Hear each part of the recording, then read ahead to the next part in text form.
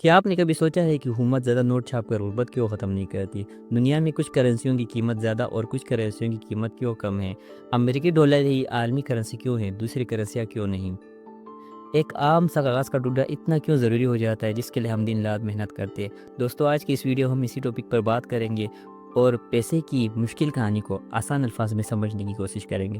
السلام علیکم، میرا نام ہے پرویز داد۔ آج کی اس ویڈیو میں ہم کرنسی پر بات کریں گے اور اس کو ہم 4 پوائنٹس کے تھرو سمجھنے کی کوشش کریں گے۔ سب سے پہلا پوائنٹ ہے ڈیمانڈ اینڈ سپلائی۔ ڈیمانڈ اور سپلائی کے اصول کو ہم ایک ایگزامپل کے تھرو سمجھنے کی کوشش کریں گے۔ فرض کریں کہ آپ کے پاس ایک موبائل فون ہے۔ آپ نے اناؤنس کیا کہ آپ اپنے موبائل فون کو 1000 روپے میں فروخت کریں گے۔ آپ کا اناؤنسمنٹ سنتے ہی بہت سارے لوگ آپ کے ڈور اسٹیپ پر آتے ہیں، یعنی آپ کے دروازے پر آتے ہیں اور اپنا انٹرسٹ شو کرتے ہیں کہ آپ کا موبائل فون وہ خریدیں گے۔ لوگوں کی تعداد کو دیکھ کر آپ کو پتہ لگتا ہے کہ آپ کے موبائل کی ڈیمانڈ جو ہے مارکیٹ میں بہت زیادہ ہے۔ تو آپ کیا کرتے ہیں؟ لوگوں کی تعداد کو دیکھتے ہوئے، لوگوں کی انٹرسٹ کو دیکھتے ہوئے اپنے موبائل فون کی قیمت 1000 روپے سے ڈائریکٹ 2000 کرتے ہیں اور اپنے موبائل کی قیمت مسلسل بڑھاتے رہتے ہیں، تب تک بڑھاتے رہتے ہیں جب تک کہ ایک کسٹمر نہیں رہتا ہے جو آپ کے موبائل فون لینے کو تیار نہ ہو۔ یہی ڈیمانڈ اور سپلائی کا اصول ہے۔ جس چیز کی ڈیمانڈ زیادہ ہو اور سپلائی کم ہو تو اس میں اس چیز کی قیمت بڑھ جاتی ہے۔ زیادہ نوٹ چھاپنے سے غربت کیوں ختم نہیں ہوتی ہے؟ یہ بھی بہت ہی انٹرسٹنگ سوال ہے جو لوگ اکثر آپس میں کرتے ہیں۔ اس کو بھی ہم ایک ایگزامپل کے طور سمجھنے کی کوشش کرتے ہیں۔ فرض کریں کہ ایک گاؤں میں 10 لوگوں کو نئے مکان کی ضرورت ہے، جبکہ ان کی انکم جو ہے 1 لاکھ روپے ہے۔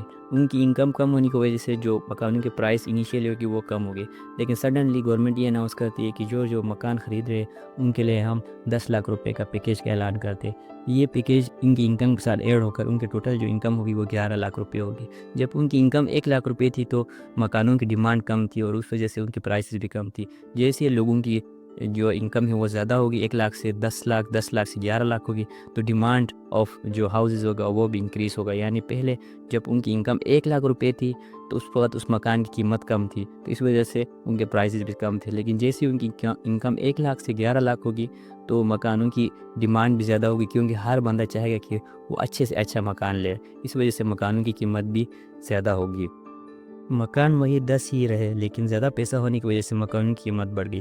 گاؤں کے لوگ اب بھی اتنے ہی مکان خرید سکتے ہیں جتنے پہلے خرید سکتے تھے، لیکن قیمتوں کی بڑھنے سے خرید کی طاقت متاثر ہو گئی۔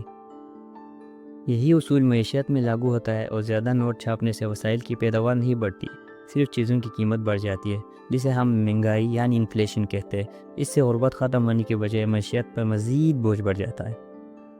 2000 کی دہائی میں زمبابوے میں ایسا کچھ ہو چکا ہے جہاں پر گورنمنٹ نے یہ سوچا کہ ہم زیادہ نوٹ چھاپیں گے، اس سے ہماری معیشت کو سہارا ملے گا، لیکن اس کے برعکس نتائج نکلے، کیونکہ زیادہ نوٹ چھاپنے کی وجہ سے ہر ایک کے پاس پیسہ آیا، لیکن وسائل وہی کے وہی تھے، وسائل میں کوئی اضافہ نہیں ہوا، جس کی وجہ سے ایک معمولی سا بریڈ خریدنے کے لیے بھی ان کو بوری بھر کے پیسہ لے کر جانا پڑتا تھا۔ نمبر 3، ڈالر عالمی کرنسی کیوں ہے؟ چل اسے جاننے کے لیے ہم تاریخ میں جانتے ہیں۔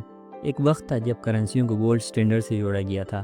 اس کا مطلب یہ ہے کہ جس ملک کے پاس جتنا سونا ہوگا وہ اتنے ہی نوٹ چھاپ سکے گا، لیکن جنگ عظیم اول کے بعد چھوٹے ممالک نے اپنے جنگی اخراجات پورے کرنے کے لیے حد سے زیادہ نوٹ چھاپے، جس کی وجہ سے سارا جو سونا ہے وہ امریکہ منتقل ہو گیا۔